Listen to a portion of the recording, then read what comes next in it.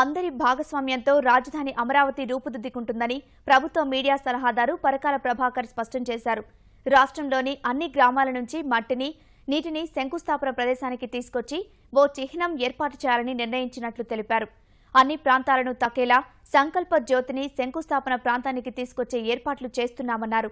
చరిత్ర, సంస్కృతిని చాటి చెప్పేలా ఘనమైన ఆహ్వాన పత్రాల్ని సిద్ధం చేస్తున్నామని వివరించారు. దాదాపు 2000 మందికి ఆహ్వాన పత్రికలు పంపుతామన్న పరకాల ప్రభాకర్తో మా ప్రతినిధి ధనంజయ్ ముఖాముఖి. అమరావతి రాజధాని శంకుస్థాపన కార్యక్రమాన్ని ఘనంగా నిర్వహించేందుకు ప్రభుత్వం ఏర్పాట్లు చేస్తుంది. మనం వెనుకున్నటువంటి ప్రాంతాన్ని చూస్తే ఇప్పుడే శంకుస్థాపన కార్యక్రమానికి సంబంధించినటువంటి ఏర్పాట్లు చురుగ్గా సాగుతున్నాయని చెప్పాలి. ప్రస్తుతం ప్రభుత్వానికి మీడియా సలహాదారు పరకాల ప్రభాకర్ మనతో ఉన్నారు. ఆయన అడిగి మరిన్ని వివరాలు తెలుపుతాం. సార్, ఈ శంకుస్థాపన కార్యక్రమానికి సంబంధించి ప్రభుత్వం ఎలాంటి ఏర్పాట్లు చేస్తుంది? 22వ తారీఖున జరగబోయేటటువంటి శంకుస్థాపన చాలా ఘనంగా జరగాలనేది ముఖ్యమంత్రి గారి సంకల్పం, ప్రభుత్వ సంకల్పం. ఇది 21వ శతాబ్దంలో రూపకల్పన జరిగి 21వ శతాబ్దంలో నిర్మాణం కాబోతున్న బహుశా మొట్టమొదటి రాజధాని. దీనికి 2 ఆలోచనలు ఉన్నాయి. ఒకటి, ఇది మనకున్నటువంటి చారిత్రక వారసత్వాన్ని ప్రతిబింబిస్తూ వచ్చే 10,000 సంవత్సరాలు బాగా దేదీప్యమానంగా మన రాజధాని వెలుగొందాలి. చరిత్రని అటు భవిష్యత్తుని రెండింటినీ కూడా మేళవించేలాగా ఇది రూపుదిద్దుకోవాలనేది ఒకటి. శంకుస్థాపనకు వచ్చే వరకు రాష్ట్రంలో ఉన్నటువంటి అందరినీ కూడా భాగస్వాములు చేయాలి అనేది ప్రధానమైనటువంటి ఉద్దేశం.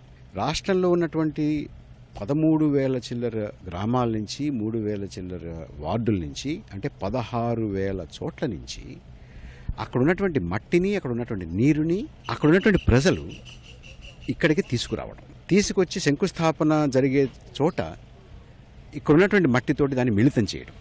అంటే రాష్ట్రంలో ఉన్నటువంటి అన్ని ప్రాంతాల మట్టి, నీరు అమరావతిలో ఉన్నటువంటి మట్టి, నీరుతోటి మిళితం కావాలి. అంటే దీన్ని ఒక చిహ్నంగా ఏమన్నా తయారు చేయబోతున్నారా? చిహ్నంగా కూడా తయారు చేస్తాం. దీంతో పాటుగా అమరావతి సంకల్ప జ్యోతి ప్రతి గ్రామంలోనూ ఆ జ్యోతి తిరుగుతుంది. ప్రతి మండల కేంద్రానికి వస్తుంది, మండల కేంద్రం నుంచి జిల్లా కేంద్రానికి వస్తుంది, జిల్లా కేంద్రం నుంచి అమరావతికి వస్తుంది. అది ముఖ్యమంత్రి గారికి అందజేస్తారు. మొత్తం రాష్ట్రాన్ని ఒక 10 రోజుల పాటు ఇందులో మమేకం చేసేటటువంటి కార్యక్రమం. ఇది కాకుండా ప్రతి జిల్లా కేంద్రంలోనూ 13వ తారీఖున మొదలుపెట్టి 21వ తారీఖు వరకు కళా సాంస్కృతిక ప్రదర్శనలు, ప్రాంతీయంగా స్థానికంగా ఉన్నటువంటి కళారూపాలు, మన జానపద కళారూపాలతో పాటుగా సాంప్రదాయ ఆధునిక కళారూపాలన్నింటినీ రోజుకి కనీసం 3 గంటల పాటు ప్రదర్శన చేస్తూ మొత్తం అంతా కూడా అమరావతి నిర్మాణానికి మన సంకల్పాన్ని తెలియజేస్తూ, అమరావతి చరిత్రని నెమరవేసుకుంటూ, అమరావతి భవిష్యత్తు గురించి మనకున్నటువంటి కల్పన వాటిని చెప్పుకోవడానికి. మొత్తం మీద ఈ శంకుస్థాపన కార్యక్రమానికి ఎంతమందిని ఆహ్వానించబోతున్నారు? వీఐపీలు హాజరయ్యే వాళ్ళు ఎంతమంది? ప్రజల భాగస్వామ్యం ఎంత ఉంటుంది? అంటే అందరూ వీఐపీలే. అందరికన్నా పెద్ద వీఐపీలు ఈ 33,000 ఎకరాలు ప్రభుత్వానికి ఇచ్చినటువంటి వారు. వారికి రైతు వందనం ఉంటుంది. ఆ రైతులందరికీ కూడా ప్రభుత్వం, ముఖ్యమంత్రి గారు వారిని సన్మానిస్తారు, వారిని గౌరవించుకుంటారు, వారికి బట్టలు పెడతారు. వారే ఇది సాధ్యం చేశారు అనేది ప్రభుత్వంలో ఉన్నటువంటి ఆలోచన, ముఖ్యమంత్రి గారికి ఉన్నటువంటి ఆలోచన. వారిని అంత కాకుండా మనందరం ఏం చేసామంటే మొత్తం భారతదేశంలో ఉన్నటువంటి అంతమంది దౌత్యవేత్తల్ని ఆహ్వానించాం. మొత్తం 29 రాష్ట్రాల ముఖ్యమంత్రుల్ని ఆహ్వానిస్తున్నాం, 29 రాష్ట్రాల గవర్నర్లని ఆహ్వానిస్తున్నాం. ఆహ్వాన పత్రిక ఎలా ఉండబోతుంది? శంకుస్థాపన ఘనంగా నిర్వహించాలి. ఆహ్వాన పత్రిక చూడ్డానికి బాగుంటుంది, చాలా అందంగా ఉంటుంది.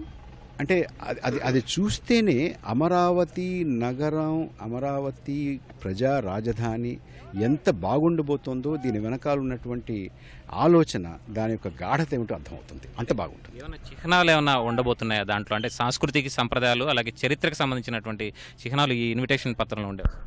అంటే మన చరిత్రని ఒక్కసారి గుర్తు చేసుకుంటూ మన భవిష్యత్తు ఎలా ఉండబోతుందో ఒక కల్పన, ఈ రెండింటి యొక్క మిళితం మీకు అందులో ప్రస్ఫుటంగా కనపడుతుంది. శంకుస్థాపన రోజున ఈ భూ సమీకరణకు భూములు ఇచ్చినటువంటి రైతులకి గౌరవం కల్పిస్తామని చెప్పి ముఖ్యమంత్రి చెప్తున్నారు. దీనికి సంబంధించి ఎలాంటి కార్యక్రమాన్ని నిర్దేశిస్తున్నారు? ముఖ్యమంత్రి గారు అందరికన్నా ముందుగా రైతుల్ని అక్కడ మనం గౌరవించుకోవాలి. అంతేకాకుండా మామూలుగా ఈ ఆహ్వాన పత్రం వీళ్ళందరికీ, మిగతా వాళ్ళందరికీ దేశం అంతా వెళ్ళడం, ముఖ్యమంత్రికి వెళ్ళడం ఒకటైతే, మనకి రాజధాని కోసం స్వచ్ఛందంగా ప్రభుత్వం మీద నమ్మకం ఉంచి భూములు ఇచ్చినటువంటి వారికి ముఖ్యమంత్రి గారే ప్రత్యేకంగా లేఖ రాసి వారిని సాదరంగా ఆహ్వానిస్తారు. ఇది మొత్తానికి ఘనంగా శంకుస్థాపన కార్యక్రమం నిర్వహించడంతో పాటు ఇక్కడ ఉన్నటువంటి రైతులు, ప్రజలకు కూడా అంతే ఘనంగా ఆహ్వానిస్తామని చెప్పి పరకాల ప్రభాకర్ చెప్తున్నారు. రాజధాని అమరావతి ప్రాంతం నుంచి కెమెరా పర్సన్ కె శ్రీనివాస్తో కలిసి ధనుంజయ్, ఈటీవీ న్యూస్.